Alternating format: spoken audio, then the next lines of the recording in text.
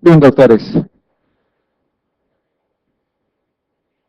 Vamos a continuar con la clase. Vamos a ver, sí, más bien disculpen que les dé tan poco tiempo de break, pero realmente los temas son sumamente extensos. Hoy alto riesgo, miren, hoy alto riesgo. ¿Dónde estás? Y sí, pues a veces es un poco complicado tratar de hacer una clase. Me gustaría hacerla un poquito más divertida, explicarles un poco más, pero para tratar de abarcar todo lo que tengo que explicarles va a ser todo un lío. Si no, no acabaríamos nunca, ¿no?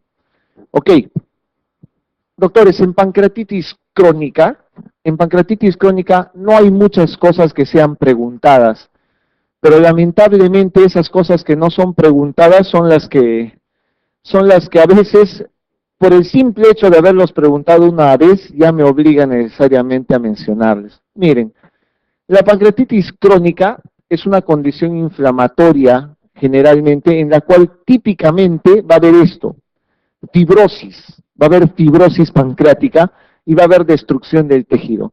¿Es común la pancreatitis crónica? Es mucho menos frecuente, sí existe en nuestro medio, pero típicamente algo que ustedes van a encontrar en las imágenes es esto que ven acá. ¿Ven? Eso se llama calcificaciones. Esas calcificaciones son algo que ustedes pueden encontrar típicamente en los pacientes que tienen pancreatitis crónica. Entonces, si ustedes ven un paciente que tenga calcificaciones acá, muy probablemente estaremos hablando de una pancreatitis crónica. Se puede dividir en tres. Se llama pancreatitis calcificante, hay obstructiva y hay una pancreatitis autoinmune. Voy a resaltarles, nada más, como les digo, voy a resaltarles detalles que quiero que sepan para el examen. Solo los detalles más saltantes de cada uno de ellos. Primero, la calcificante, lo único que tienen que tener en consideración es el detalle imaginológico. Hasta hace muchos años, cuando yo estudiaba todavía en pregrado, consideraban que la radiografía de abdomen que mostraba la calcificación era patognomónico de pancreatitis aguda, perdón, de pancreatitis crónica. Actualmente no se utiliza porque no siempre se van a ver esas calcificaciones en una radiografía de abdomen. Entonces lo que se utiliza es una tomografía. Y la tomografía con calcificaciones es lo que da mayor sensibilidad y especificidad. Va a haber una insuficiencia pancreática exocrina y endocrina. Recuerden la fisiología, doctores. Será insuficiencia pancreática endocrina porque va a ser un paciente con diabetes. Y será exocrina porque va a haber problemas para eliminar las proteasas, por consiguiente va a haber disminución de la absorción tanto de proteínas como de lípidos, por consiguiente tendrá el paciente esteatorrea. Eso se llama insuficiencia pancreática exocrina y de endocrina es por la diabetes mellitus en sí. ¿Sabes? Eso es lo fundamental en paciente con pancreatitis. En la pancreatitis obstructiva puede haber algunas ocasiones en las cuales necesariamente no haya cálculos. A veces puede no haber cálculos y ser considerada como una pancreatitis. Recuerden que la pancreatitis no está definida como cálculos ni como piedras dentro del páncreas, sino como fibrosis pancreática, ¿de acuerdo? Entonces, hay a veces pancreatitis que son obstructivas, pero que no hay cálculos en alguno de los casos. La pancreatitis autoinmune es una pancreatitis que va a tener un marcador en específico que ustedes tienen que tener en consideración, que es el IgG4, la inmunoglobulina G4. Ese es el marcador serológico importante en pancreatitis autoinmune. Eso es pregunta de examen. ¿Qué otro detalle deben de saber de la pancreatitis autoinmune? Que responde muy bien a corticoides. Eso es pancreatitis crónica autoinmune. Cuando les pregunten cuál es la causa más frecuente de pancreatitis crónica, No vayan a mandarse a contestar biliar, porque lo biliar es en pancreatitis aguda. Cuando le pregunten lo crónico, el alcohol es la causa más frecuente de pancreatitis crónica. La segunda causa suelen ser idiopáticas. Miren dónde está el autoinmune con esta de IgG4. Mucho más abajo, mucho menos frecuente. La causa más frecuente de pancreatitis crónica es el alcohol en sí. Hay otras causas, por ejemplo, de pancreatitis crónica que pueden ser las alteraciones congénitas, ¿no? Como por ejemplo el páncreas divisum, ¿no? O el páncreas también que a veces no termina de formarse adecuadamente. Cualquier alteración congénita puede ser causa de pancreatitis crónica, ¿no? Simplemente el hecho fundamental entonces para que ustedes vuelvan a corroborar qué justifica o qué hace realmente el diagnóstico de una pancreatitis crónica, la fibrosis. ¿De acuerdo? La fibrosis pancreática. Eso es lo más importante ahí.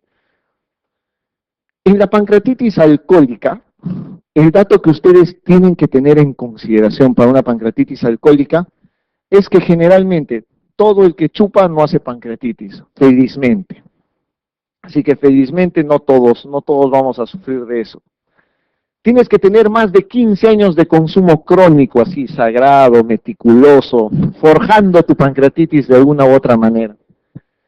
Pero tienes que forjar bien, porque miren cuánto debes de consumir de alcohol por día. 100 gramos por día. ¿Alguien sabe sacar el gramaje de alcohol?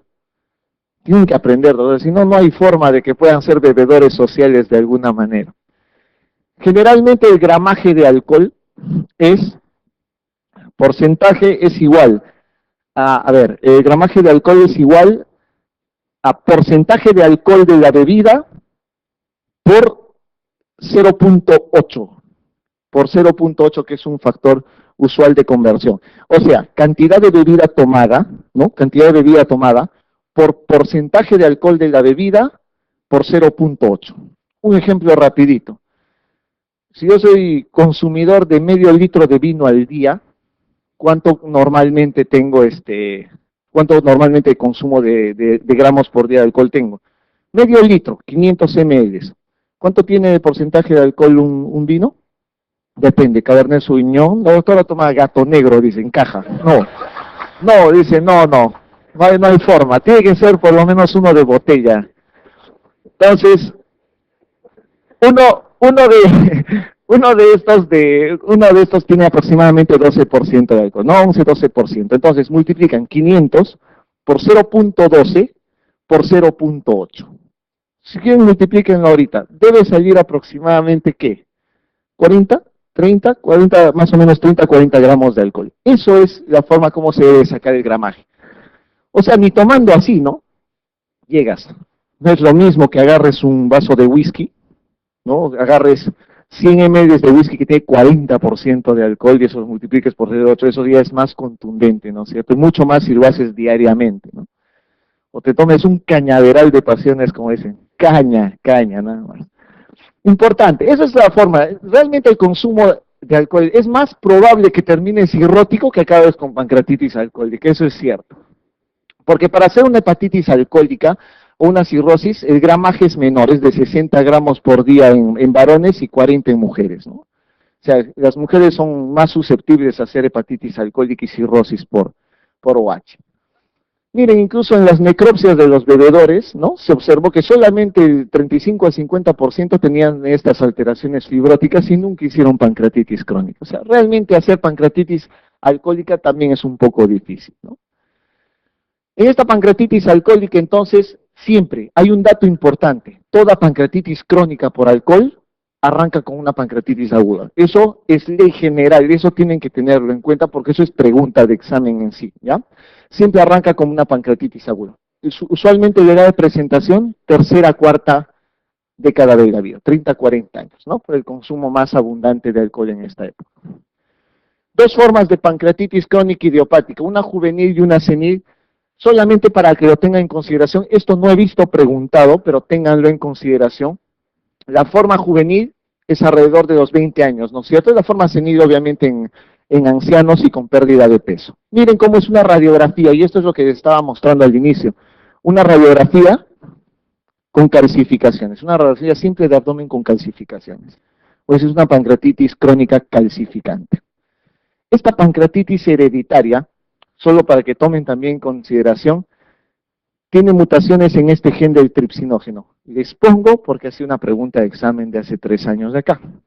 Y la otra que han preguntado, que es de mala intención, es preguntar pancreatitis tropical, que solamente se ve en la India. Salud, doctor.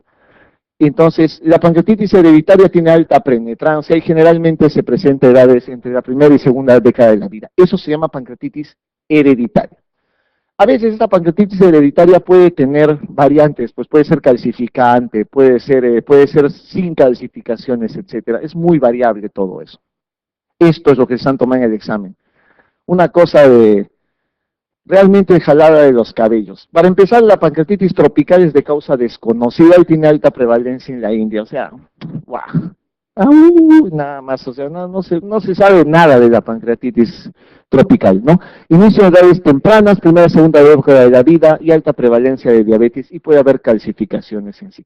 Tranquilos, no creo que vuelvan a tomar esta pregunta así. ¿Cuál es el síntoma más frecuente en la pancreatitis crónica?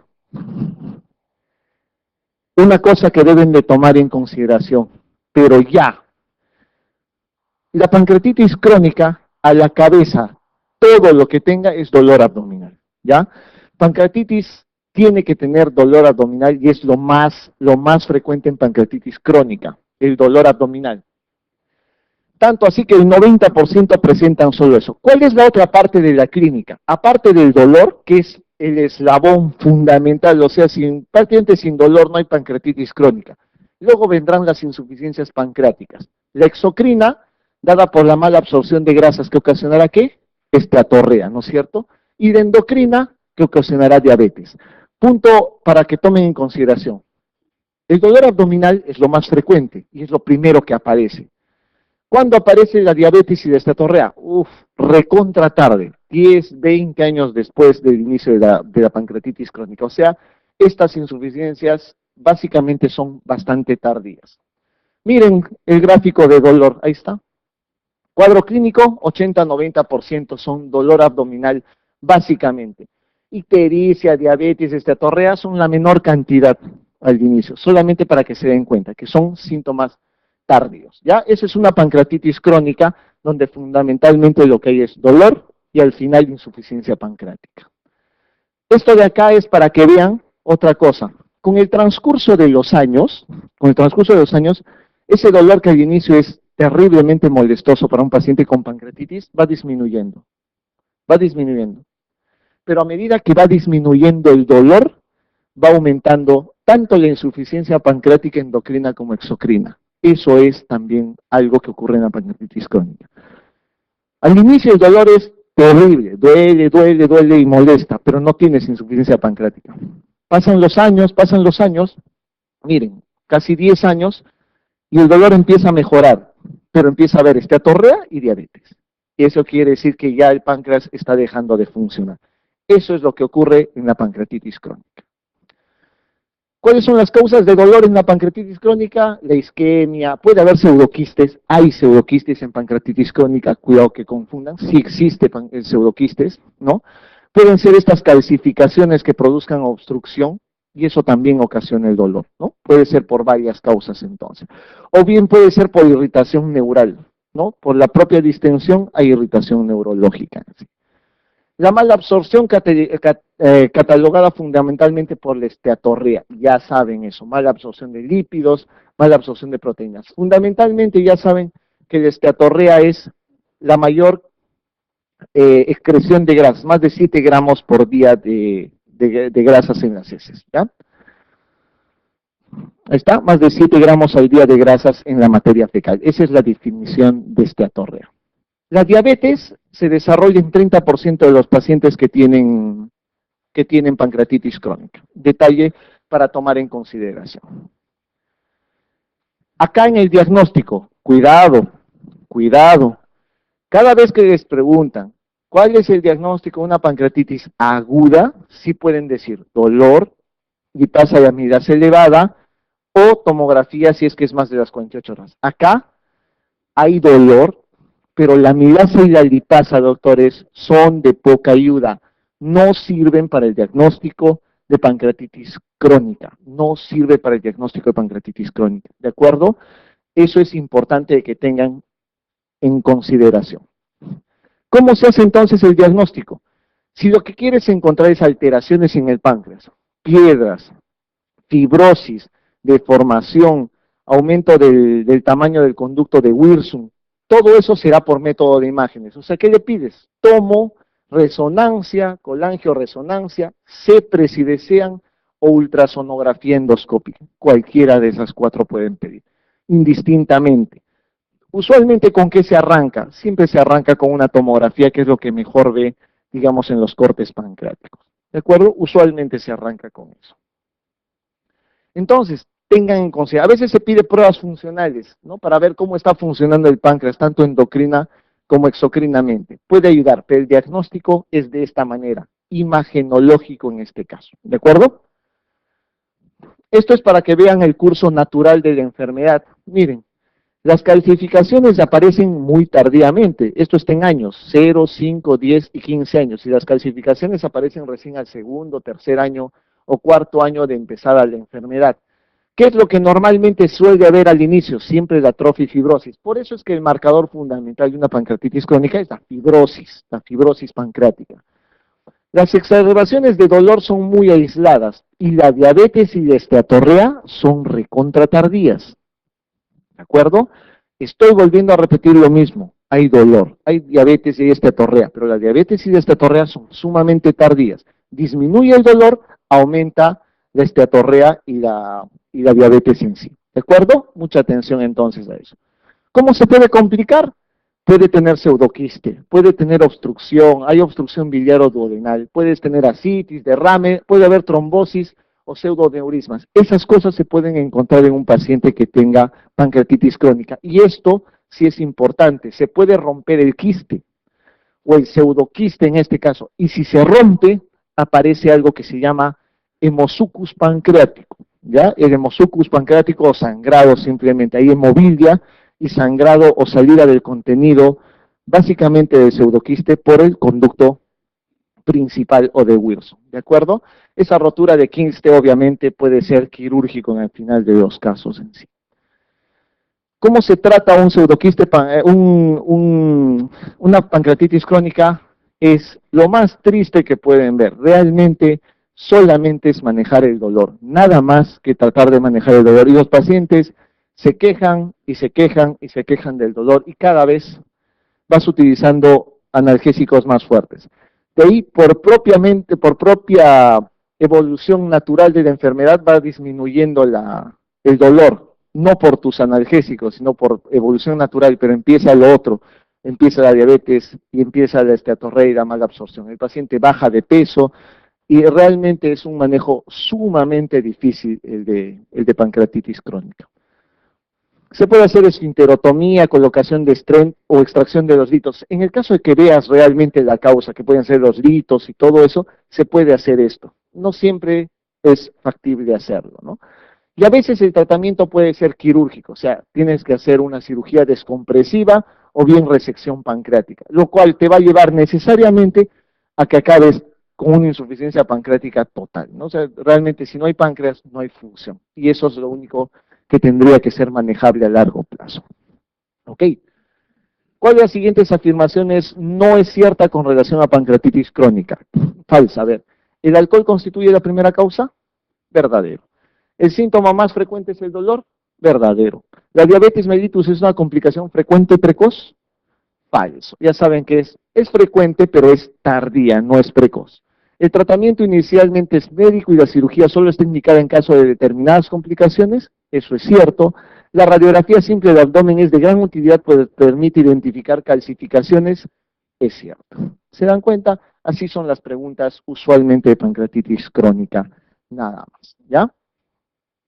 En la pancreatitis crónica, el nivel sérico de amilasa se halla dentro de lo normal, incrementada, imposible de leer, variable o disminuida. Suave, suave. Yo nunca les he dicho que está disminuido. Nunca les he dicho que está disminuido. Les he dicho que está normal. No se eleva. Que no se eleva no quiere decir que esté disminuido. Ojo, tengan mucho cuidado. Es una pregunta para que tomen en consideración siempre. Las siguientes medidas pueden ser útiles en el tratamiento del dolor en la pancreatitis crónica, excepto, ¿se puede hacer una pancreatectomía cefálica para quitar el dolor del paciente? De repente pueden dudar, veamos.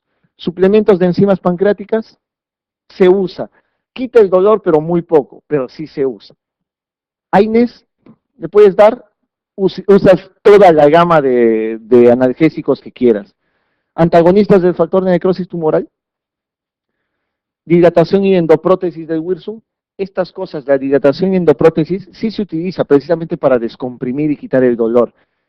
Tú puedes hacer una cirugía, quitarle prácticamente el páncreas y le vas a quitar el dolor, obviamente, pero no vas a mejorar la insuficiencia pancreática. Acá estamos hablando de manejo del dolor.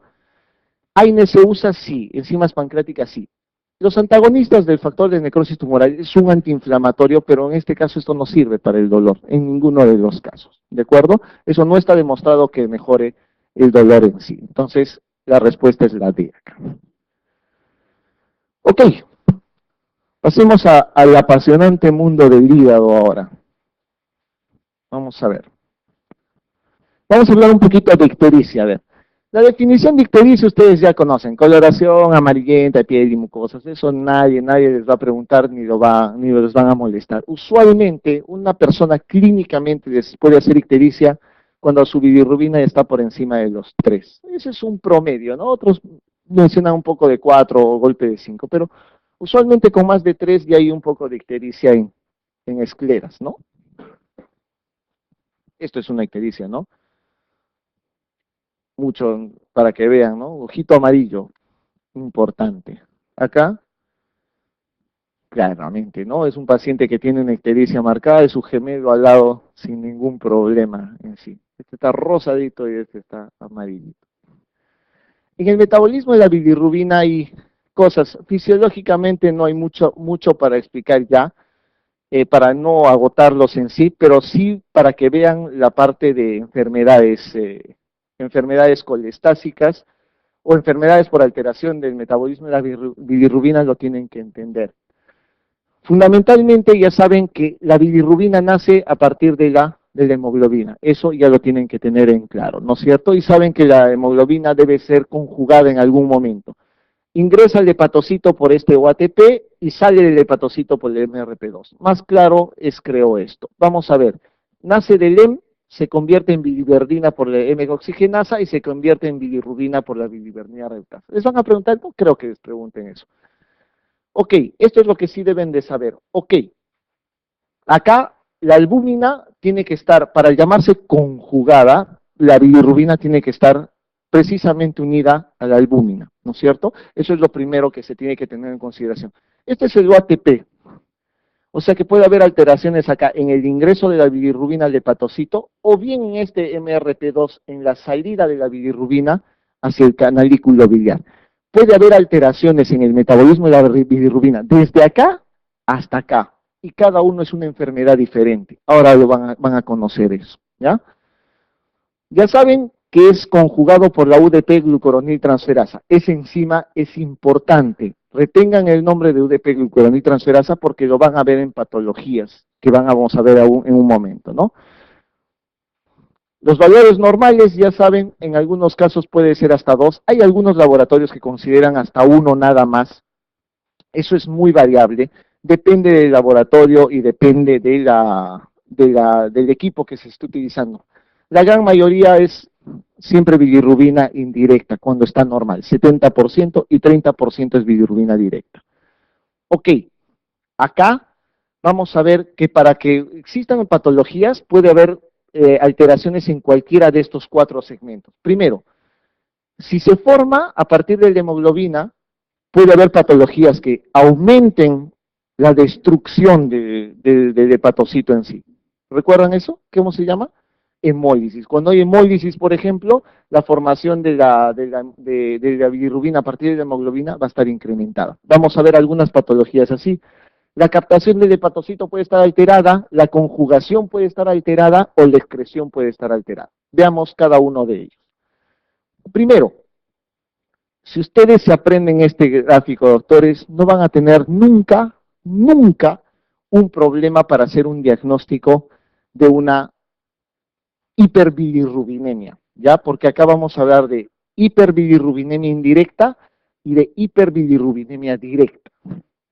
Si se eleva vuestra bilirrubina indirecta y encuentran anemia, lo típico es que el paciente esté hemolizando. ¿Por qué?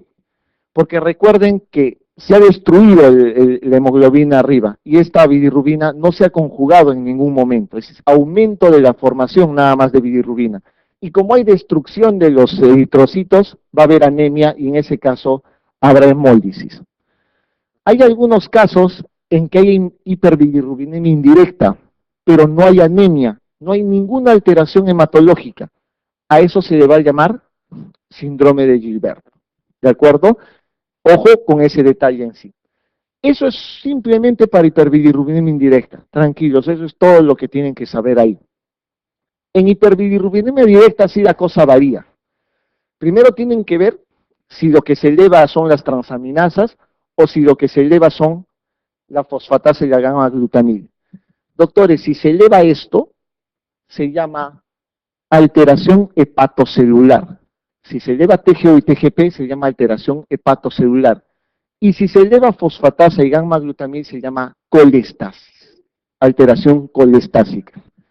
Esto es una alteración hepatocelular y esta es una alteración colestásica. Lo típico para que se eleve una alteración hepatocelular es que hay una hepatitis, ¿no es cierto? Tienen 1000, 2000, 3000 de TGO y de TGP, eso es típicamente una hepatitis, por eso será viral. Predomina generalmente la TGP. Puedes tener hasta 1000 de transaminasas y predominio de la TGO, eso será una hepatitis alcohólica muy probablemente. ¿De acuerdo? Eso es para que aprendan a diferenciar. Pueden sobreponerse, cierto, pero eso es lo académico. Si se eleva la fosfatasa alcalina y la gamma-glutamina, indica que hay colestasis. ¿Qué implica que haya colestasis? Que hay obstrucción de la salida de bilis. Si hay colestasis, ustedes tienen que ver si la vía biliar está dilatada o no. Si está dilatado el conducto colédoco, eso quiere decir que hay una obstrucción. Coledocolitiasis, un ampuloma, un cáncer de cabeza y páncreas. Eso significa dilatación de vía biliar con colestasis. Pero si la vía biliar está normal, eso será una colistasis intrahepática, es decir, que el problema no está en la salida de bilis en la parte distal, sino en una parte más alta. Esto es suficiente para poder diagnosticar todo lo que es hiperbilirrubinemia. Y si se les aseguro que si lo aprenden bien, no van a tener nunca un problema de diagnóstico de hiperbilirrubinemia, nunca. Vamos a ver entonces cuáles son las patologías de acuerdo al lugar de alteración de la bilirrubina. ¿De acuerdo? Ya saben, formación excesiva, captación inadecuada, conjugación defectuosa, transporte o excreción defectuosa. Los 5 son patologías diferentes. Vamos con el primero, lo que es formación excesiva. Ya saben, si se forma excesivamente bilirrubina, obviamente no va a haber conjugación adecuada.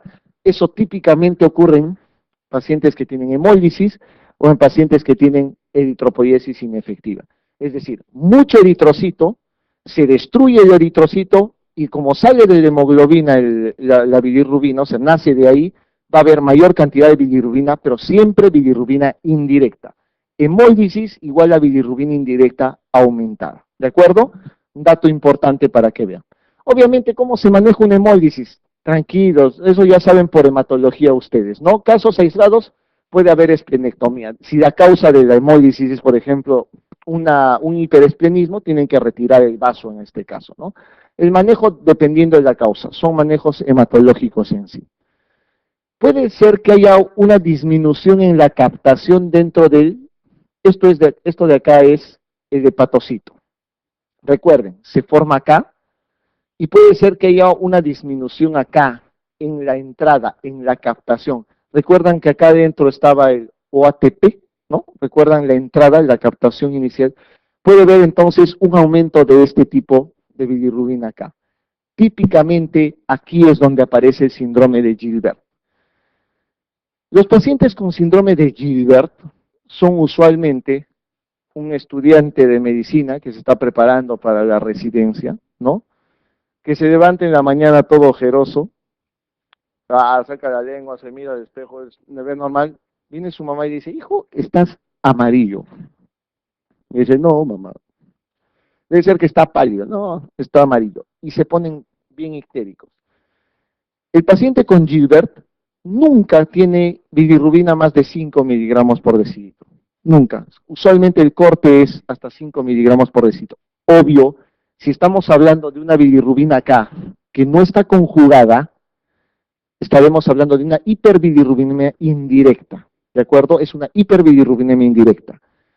Otra cosa, el Gilbert no tiene síntomas de ningún tipo, ¿ya? No va a tener ningún síntoma.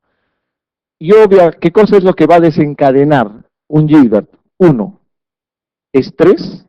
2, ejercicio intenso. O 3, ayunas. Paciente en ayunas, ejercicio intenso o estrés, usualmente se pone más amarillo de lo normal, diagnostíquenle de Gilbert. Tratamiento, tranquilos. Es una patología totalmente benigna, por consiguiente, no se hace nada con el Gilbert. Solamente calmar al paciente, ¿ya? Eso es importante. Eso es un Gilbert. Es común, miren, 2% de la población general. Es recontra común encontrar un Gilbert. No es no es tan difícil, ¿no? Obviamente no hay necesidad de manejo, ¿no? Pueden introducirse captación, a veces les dan fenobarbital, realmente es tan benigna la patología que no hay necesidad, porque el fenobarbital lo que induce es a captación de bilirrubina en sí inicialmente, pero no se utiliza realmente como consenso eso. Ok, supongamos entonces en este caso que la alteración no está ahí, ¿no? Entonces hay una alteración en la conjugación.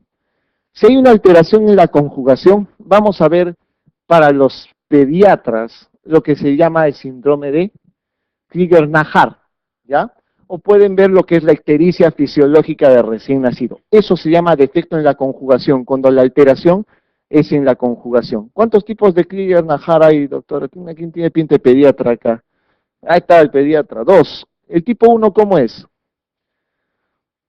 Y hasta ahí nomás llega este PF. No, pero es correcto. El Krieger-Najjar tipo 1 sí, es un déficit de UDP completo, ¿ya? Y usualmente el pacientito se muere muy pronto, ¿no? Es el UDP completo. Pero cuando es una alteración incompleta o defecto incompleto de la UDP glucoroniltransferasa, es el Krieger-Najjar tipo 2, que usualmente tienen mejor pronóstico a largo plazo, ¿no es cierto? Eso es típico. A ver, otra pediatra, a ver, doctora, que tiene pinta de... ¿Cómo es la ictericia del recién nacido? ¿Cuántos días es la ictericia del recién nacido? ¿Cuántos días dura? ¿Desde cuándo hasta cuándo? ¿Desde cuándo es? Desde el segundo o tercer día hasta 10 días es patológico. Usualmente es hasta los 7 días nada más, ¿no es cierto? Generalmente es el segundo y tercer día. Eso es la ictericia fisiológica. Generalmente mejora con fototerapia usualmente en los pacientitos, ¿no? Entonces ya saben, prevención del kernicterus. ¿Qué es kernicterus, doctor? De los ganglios basales, correcto, ¿no? Es la impregnación de la bilirrubina dentro de los ganglios basales. ¿Y con cuánto de bilirrubina haces kernicterus, doctora? Más de 20, ¿no? Usualmente con 20 miligramos por decilitro de bilirrubina se hace kernicterus. Entonces, un dato importante para que tengan en consideración, ¿ya? Mucha pediatría entonces acá. Vamos a ver entonces, una vez que ya hemos visto defectos en la conjugación, podemos ver defectos ya también en la parte de secreción, ¿no? O sea, cuando se va a secretar por el canalículo, recuerdan ese canalículo, no se va a secretar. Y ahí aparecen 2 nombres más, el Dubin-Johnson y el rotor. Ya aparecen los otros 2, el Dubin-Johnson y el rotor. Esas 2 patologías también pueden asociarse a otras, como son la toxicidad por fármacos o la cirrosis biliar primaria. A tomar, por favor, en consideración ese detalle. No se olviden que los mecanismos de hiperbilirrubina indirecta, esto ya es como repaso del anterior, puede haber hemólisis o defectos en la captación y las elevaciones moderadas de la bilirrubina total. Generalmente no se da mucho. Una causa típica de hemólisis, por ejemplo, paciente a 100 por hora en la Costa Verde, escapando de la policía, se destroza el alma y se hace hematomas por todo lado. Ese paciente, típicamente, si ustedes le toman un perfil hepático, va a tener bilirrubinas elevadas por hemólisis y resorción de los hematomas en sí. Eso pasa porque hay hiperbilirrubinemia indirecta en sí, ¿no? Ya saben que el kernicterus es con más de 20 miligramos por decilitro de bilirrubina total. Eso sí, por favor, no lo olviden. Este es un kernicterus mismo. Los ganglios basales bien impregnados de bilirrubina. Eso es el kernicterus. La hiperbilirrubinemia directa, obviamente la bilirrubina directa generalmente suele ser hidrosoluble. Acá el dato importante de todo esto es que el paciente con hiperbilirrubinemia directa va a tener coluria, ¿de acuerdo? El paciente con hiperbilirrubinemia indirecta no tiene coluria. Este paciente sí suele eliminar la orina como té cargado en sí, ¿de acuerdo? Ahí está. Este es una orina normal, pichirrún amarillo, común y corriente, pero este es como té cargado, ¿no es cierto? Esa es una coluria en sí. Hay obviamente mecanismos de hiperbilirrubinemia directa, ya saben, la obstrucción de flujo biliar, es lo que les había mencionado en un momento, no hay problema. La disfunción de los hepatocitos o la alteración en la excreción. Eso ya lo tienen en el gráfico anterior. Esto es lo que quería terminar de complementar con respecto a lo de la parte pediátrica. Krieger-Najjar tipo 1, ya saben, ausencia total de la UDP glucoroniltransferasa, y el tipo 2 es una ausencia parcial. ¿Qué es un rotor? El rotor es cuando existe alteración de transporte y almacenamiento, pero el Dubin-Johnson es una alteración de la excreción. Dos diferencias importantes que pueden ser tomadas en el examen. Rotor, alteración de transporte y almacenamiento, y Dubin-Johnson, alteración en la excreción. Doctores, por favor, no olvidar, las preguntas de los exámenes en la parte de pediatría son esto nada más. No olviden que el Krieger-Najjar y el Gilbert son indirectas, que el Dubin-Johnson y el rotor son directas. Y no olviden cada alteración de uno de ellos. Eso es todo lo que deben de aprender. Con eso se han bajado medio pediatría, ¿ya? Listo. Vamos, seguimos con lo que vemos. Vamos a ver la injuria hepatocelular. En injuria hepatocelular, cualquier cosa puede producir daño hepatocelular en sí, desde los fármacos, hepatitis, medicamentos, de hepatitis autoinmune, cualquier cosa de ellos puede producir injuria hepatocelular, ¿no? Y el cuadro clínico es dependiente del agente que cause realmente esto. Veamos este caso clínico. Creo que ya desde que ven de edad ya saben el diagnóstico, ¿no es cierto? Varón de 15 años, asintomático, subictericia de escleras como único dato patológico. Exploración física con parámetros bioquímicos de función hepática normal, salvo hiperbilirrubinemia indirecta, el doble del valor normal, mantenido y que aumente en el ayuno, sin datos de hemólisis. ¿Qué es? Es un Gilbert. Eso es un síndrome de Gilbert. Así son las preguntas de Gilbert, no hay mayor dificultad en eso. Otra cosa, en el Gilbert el hemograma está normal, obviamente, su hemoglobina está normal, no hay anemia, ese es un dato que tienen que tener siempre en consideración, no hay nada de eso.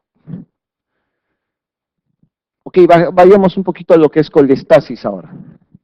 En colestasis ya saben que puede haber colestasis intrahepática y colestasis extrahepática. Vuelvo a repetirles hasta el cansancio.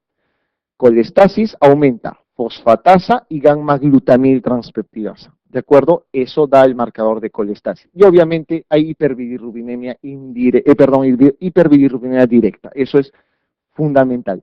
¿A qué se llama colestasis intrahepática? A la cirrosis biliar primaria, ¿no?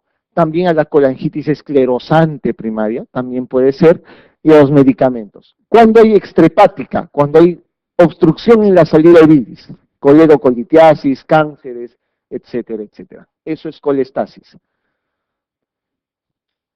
Usualmente los pacientes que tienen colestasis van a ver ustedes que tienen típicamente prurito, ¿no?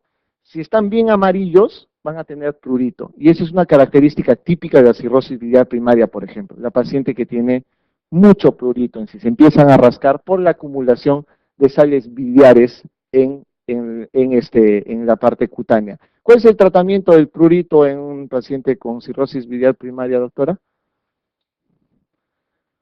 Tratamiento del prurito en cirrosis biliar primaria.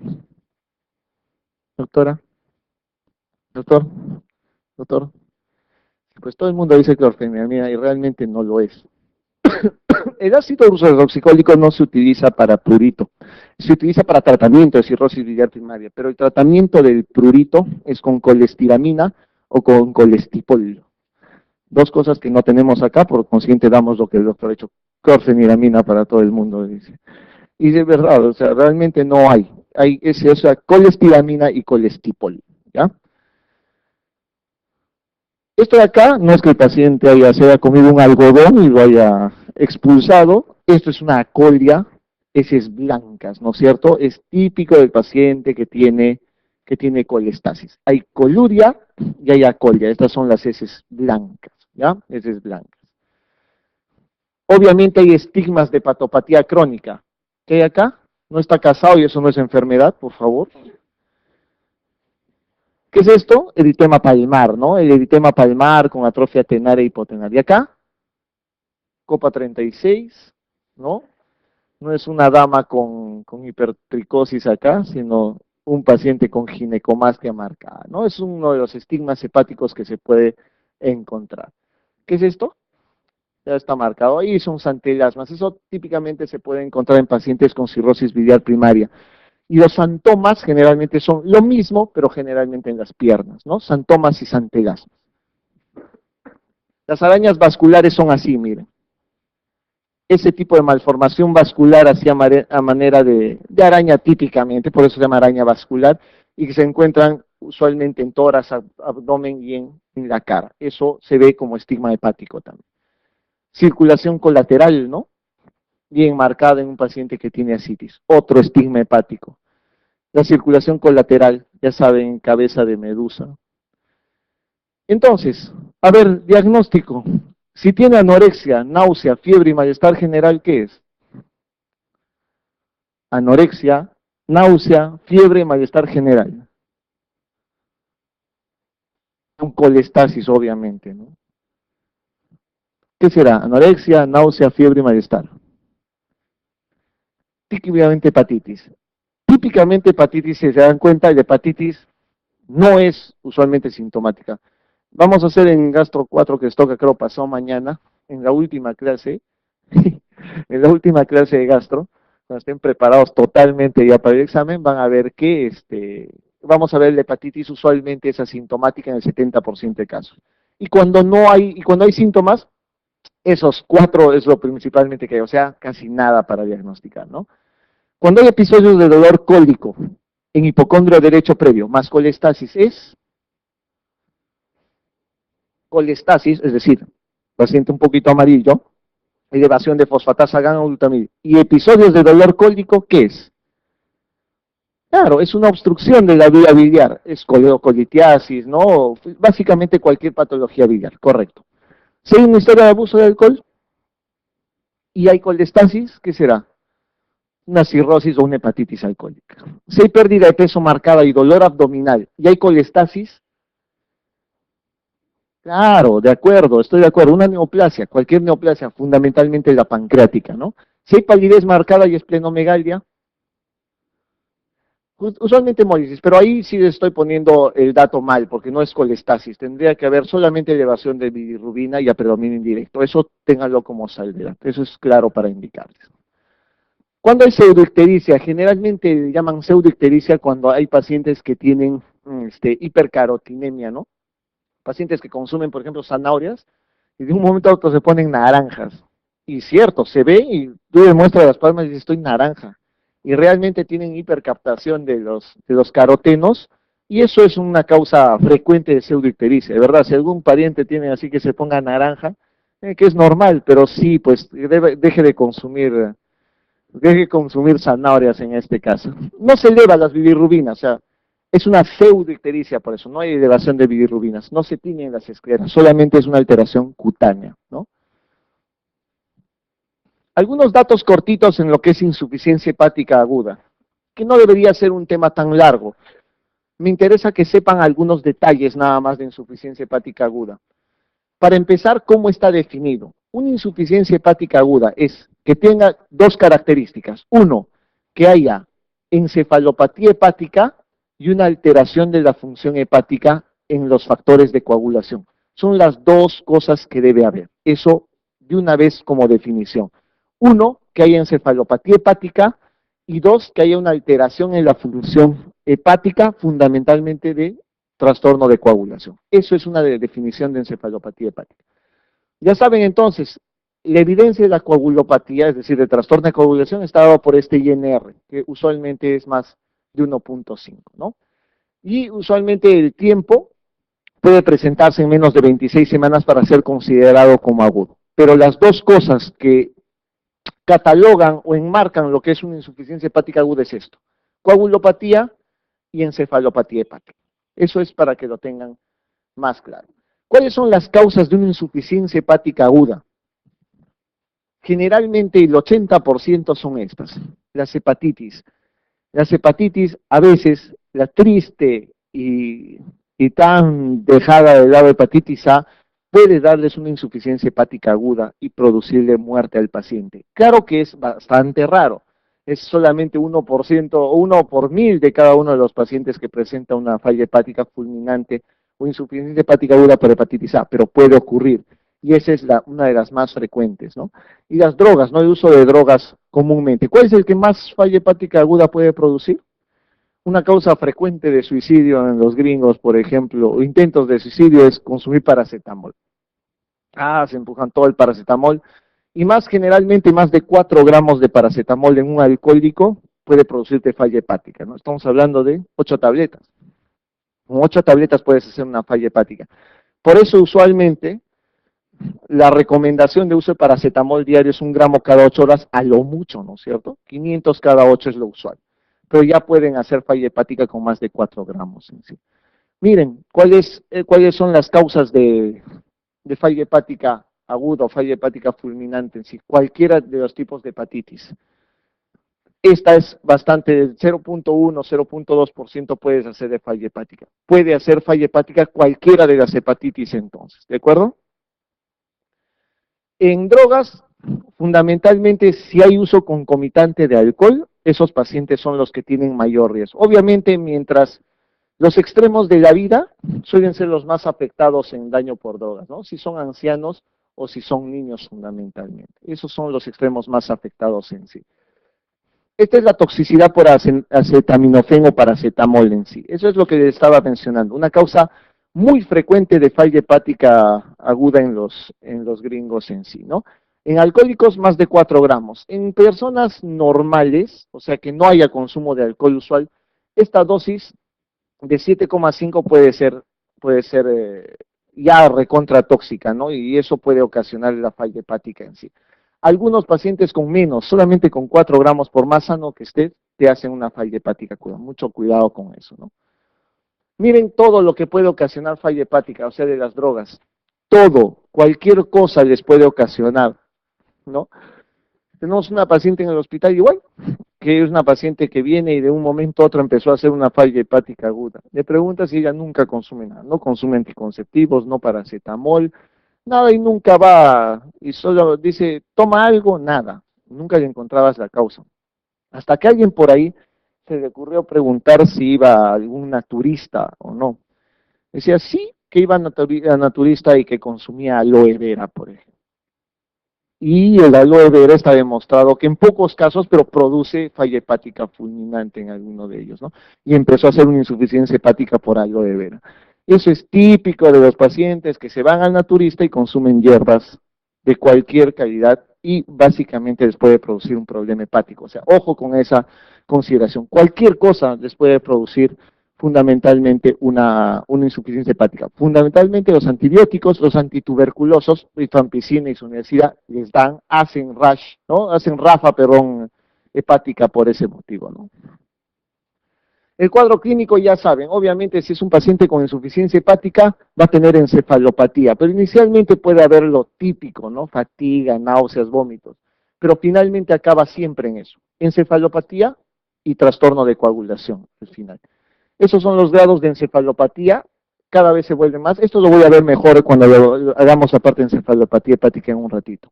El paciente que tiene falla hepática puede hacer edema cerebral, miren, ¿ya? Puede hacer edema cerebral en algún momento. Y el 70-80% 70-80% de estos pacientes, o sea, en general, de todos los pacientes que tienen insuficiencia hepática, desarrollan edema cerebral en algún momento. ¿Cómo se trata el edema cerebral? Se trata con manitol fundamentalmente. Eso es lo que deben de saber. Tratamiento entonces del edema cerebral de una insuficiencia hepática, manitol, ¿de acuerdo? Si el paciente convulsiona, le dan fenitoína o le pueden dar fenobarbital, pero eso es lo que cómo se maneja, ¿ya? Edema cerebral con manitol, las convulsiones con fenitoína o con fenobarbital. Y obviamente puede haber otras complicaciones que no están exentas de esto, ¿no? ¿Qué tratamiento para un paciente que tenga falla hepática? Trasplante renal. Es lo único que les queda como tratamiento. Ese hígado está totalmente deteriorado, no hay otra forma de salvarlo y esto va a terminar en un trasplante hepático en sí. Ok, vayamos a un tema que realmente es bastante más importante, que es la parte de cirrosis hepática.